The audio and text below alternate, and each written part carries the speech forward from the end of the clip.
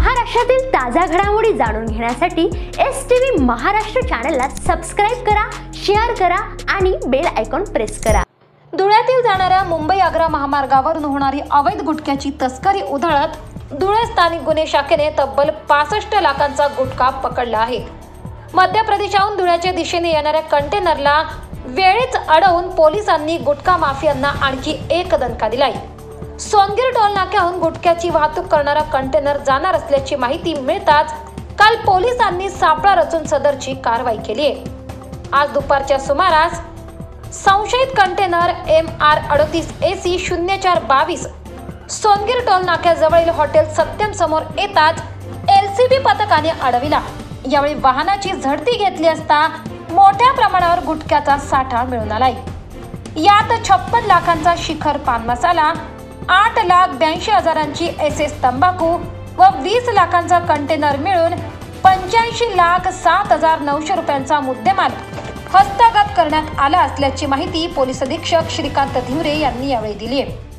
या प्रकरणी धुळे पोलिसांनी कंटेनर चालक नरेश कुमार घनश्याम सिंग चौधरी वय 46 वर्ष राहणार मुरसाना सहकारी नगर उत्तर प्रदेश यांच्या विरुद्ध सोनगीर पोलिसात अन्न सुरक्षा व मानके कायदा 2006 कलमांचे उल्लंघन, 30(2) अ चे उल्लंघन, कलम 59 तसेच भादवी 328, 988, 227, 273 नुसार गुन्हा दाखल करण्यात आलाय।